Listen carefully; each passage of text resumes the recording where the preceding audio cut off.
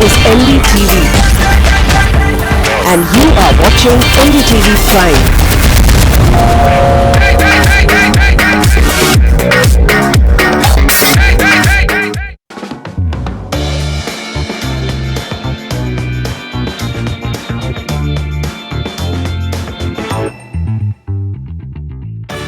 Brigade presents the Realty Debate, powered by Reliance Home Finance with Manisha Natarajan. After a wait of 13 years, the Goods and Services Tax Bill or GST bill has been finally passed by a unanimous vote in the Rajya Sabha. This is undoubtedly the biggest reform in India's indirect tax structure since the economy began to be opened up 25 years ago. Simply put, what will this do? It will turn India into a common market, leading to greater ease of doing business and big savings in logistics cost or cost of moving goods and services from one state to another, and this will happen for companies across all sectors. How will it specifically impact real estate and your cost of homes in India? Well, that's what we'll thrash out on the Realty Debate today. Welcome everyone and meet my panel. Rohit Poddar, Managing Director, Poddar Housing and Development Limited. Also with us here in the Delhi studio, Prashant Solomon, MD Chintels India and Treasurer of Credai NCR. We have with us Mahesh Jaisingh, Partner BMR and Associates, Abhinav Joshi, Head of Research, India CBRE South Asia, and Nihal Kothari, Executive Director, Khetan & Co. and Chairman, National Council on Indirect Taxes. So, a veteran. So, Mr. Kothari, I think I'm going to come to you, sir, because nobody has seen the evolution, the pains behind the passage of this bill closer than you, sir. Truly a landmark move, isn't it, to make India a single economic entity? Yeah, it's a very long journey of 9 years since that whole debate started on GST, and a lot of work has gone behind, but now finally we seeing the efforts which have been made now giving a fruit. So it will really make India a true one common market, which is now fragmented in a 29 state market because of the tax barrier created in the form of entry tax, in the form of the CST, and also credit restriction when the goods move from one state to another. So now all these barriers when go, then you have a free movement of goods, which itself will bring a efficiency in the supply chain. It will bring a efficiency in the production cost because you can consolidate and have a economy of scale, and therefore it is going to increase not only GDP but also expansion of the trade and industry. And moreover, the manufacturing in India, which was facing this cascading effect of tax, means tax on the tax, and that was built into the cost, and therefore it was artificially increasing the cost of product. That will go down, and therefore in general the efficiency will give a benefit, plus this tax which was embedded into cost, which will give a benefit to the manufacturing sector. Okay, so all this in is a all, good move, plus all in all, plus the simplicity. Absolutely. All in all, a really positive move.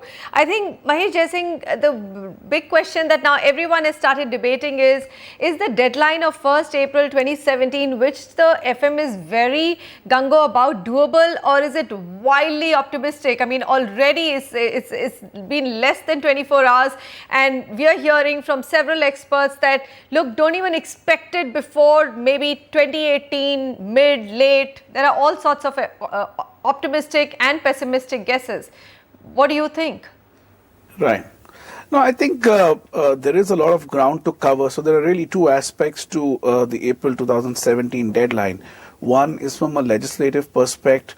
Would the machinery be, able to deliver a GST law and the rules by March 31?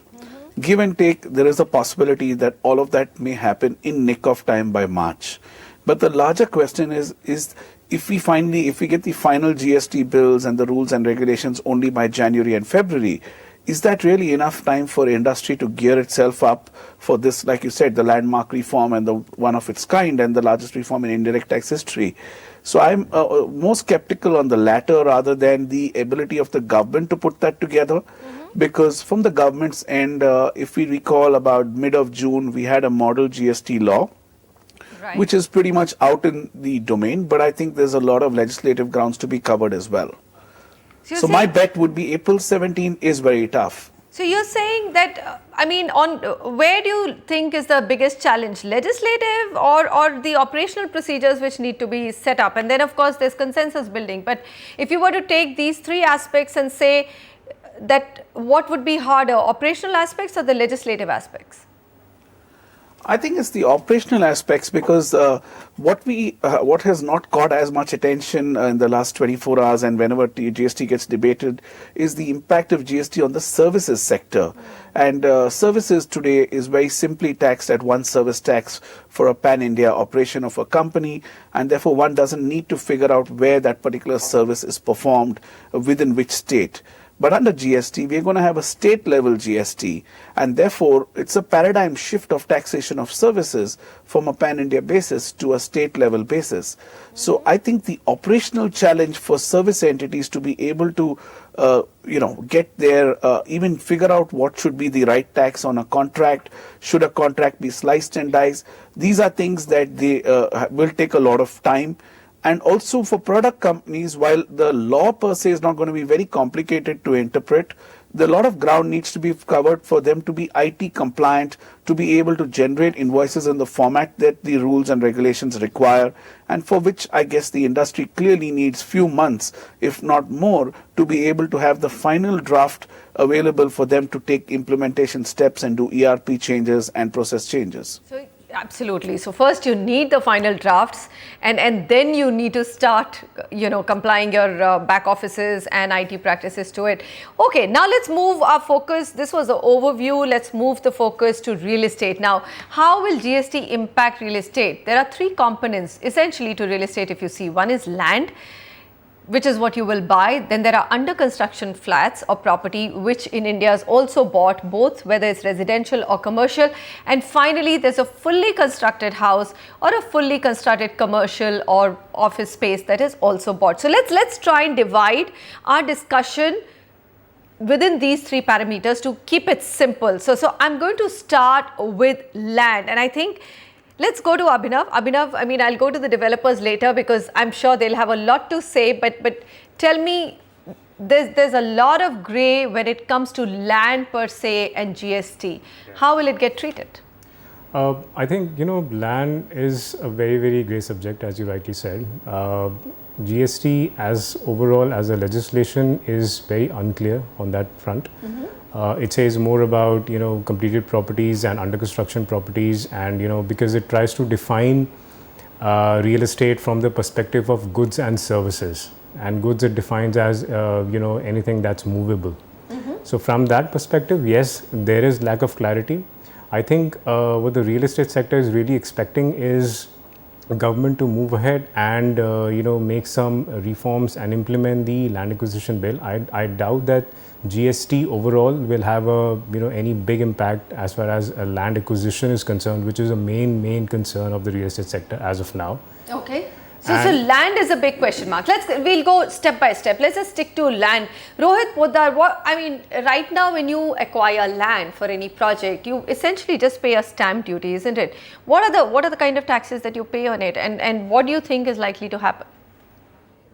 Well, we primarily buy agricultural land, against an agreement for sale and power of attorney sort of agreement.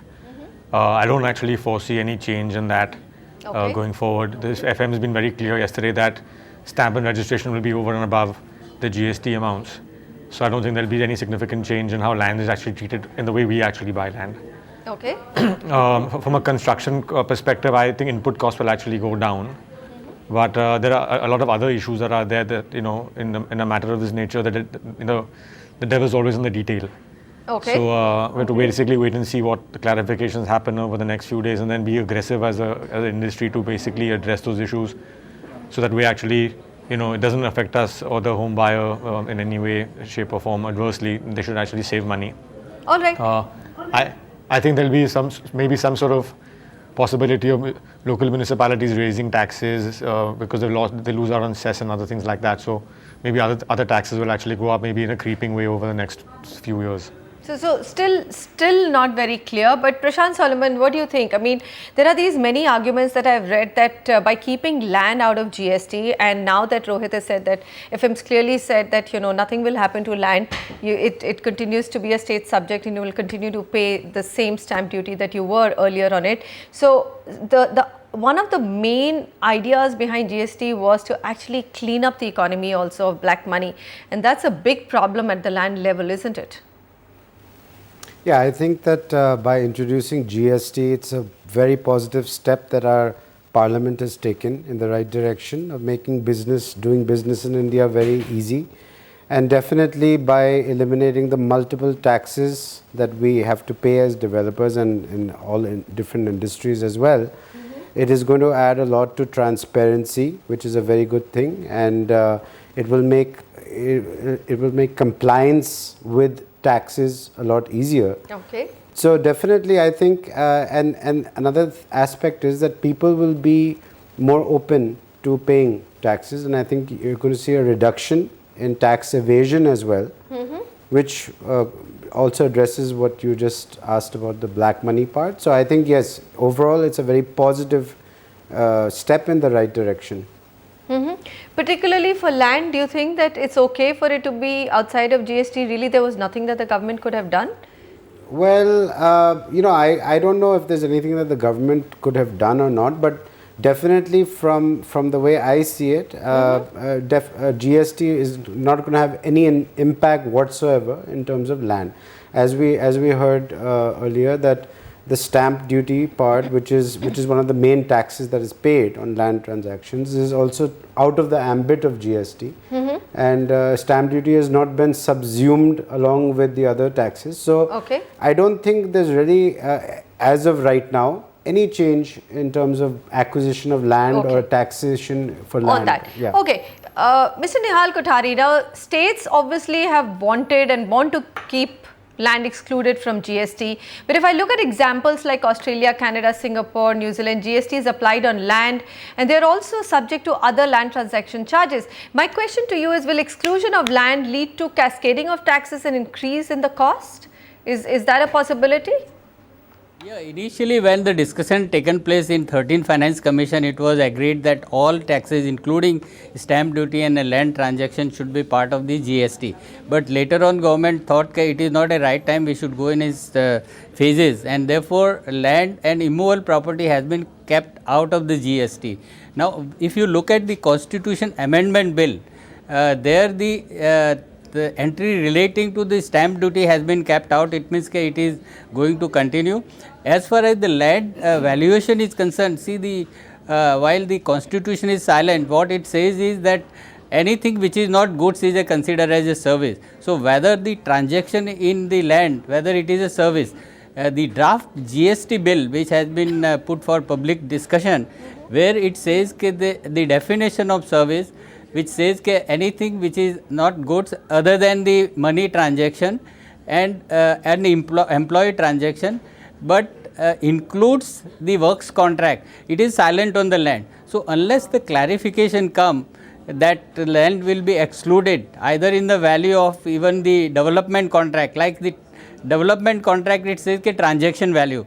Now it doesn't say earlier the abatement was given. There is no abatement as far as now is concerned. They have not defined. It may come later on. So as of now, there is a grey area as to whether land is included in the value of transaction or not. And that is very important to bring it, because if the stamp duty is kept out, the land also should be kept out of the valuation of any development of the property. Yeah, absolutely. Otherwise, it will lead to an increase in cost. Mahesh Jaisingh, don't you agree with that? You need a lot of clarity. Yes, I do. I do, but I think, I'm not too worried about the clarity emerging, because land is meant to be outside the GST. I think there are a couple of aspects that we need to be mindful of. Today, real estate projects are typically done with a joint development agreement format, so that because when you identify a landowner and a developer, they want to do a project together, one does not go through the buy-sell at some occasions, where the developer does not buy the land and thereafter sell the apartments to individuals like you and me with the undivided share. It's done under a joint development agreement.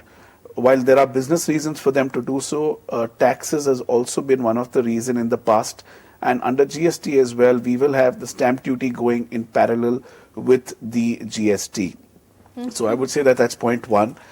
Point two is that the sheer fact that there are two elements of tax would mean that if, to make it simple, that if we're looking at an apartment that is rupees 5,000 a square feet, even now when you get into the paperwork and others, there's this one portion that's attributed to the land and another portion that's attributed to the construction. By the sheer design of land being outside the net of GST, you will continue to have a split in value issues that will come up.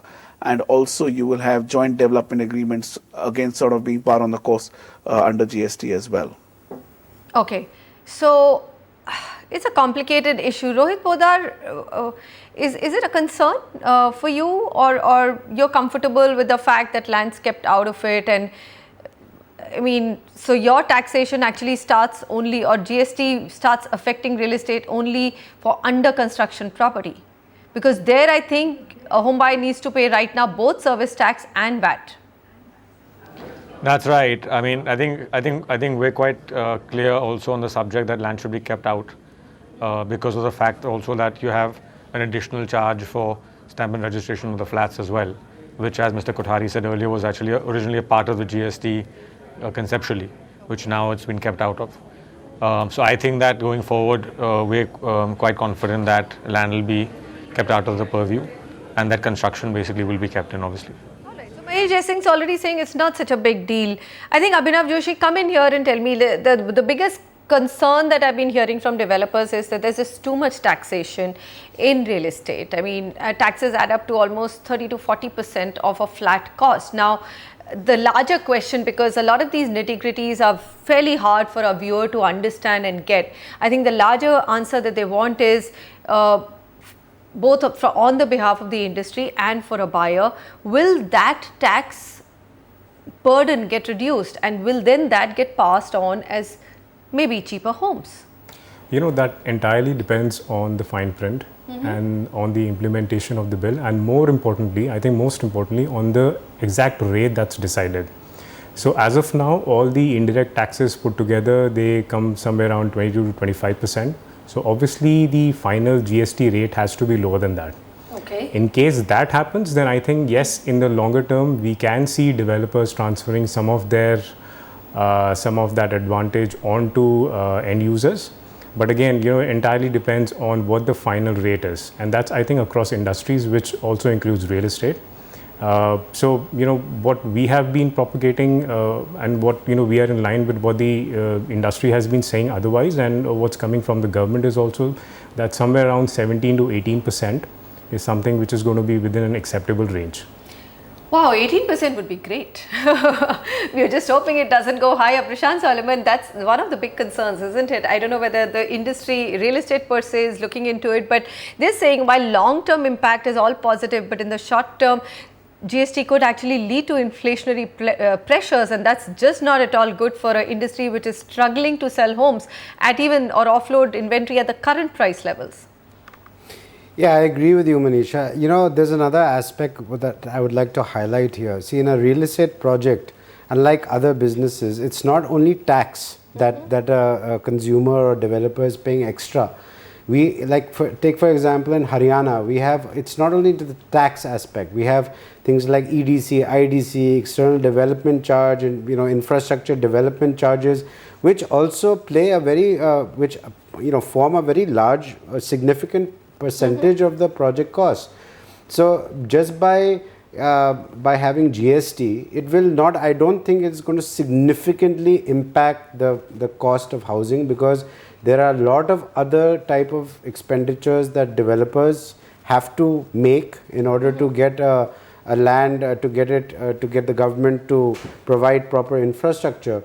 And those other charges like EDC, IDC, as I mentioned, are not really part of the tax ambit. Those are outside of that. Absolutely. But if you calculate the percentage, they form a pretty significantly large cost in the project. Okay. And one more thing I'd just like to add is that it's not uniform across India. Like, for example, in Haryana you have EDC, you have IDC.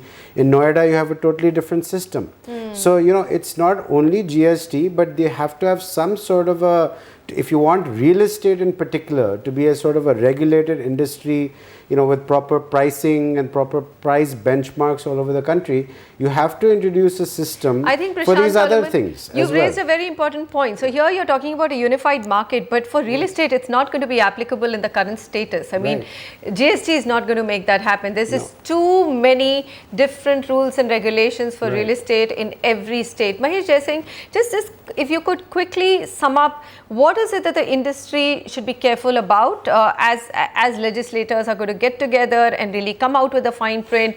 What should the industry lobby for? I mean, to protect their interests within this whole change towards GST?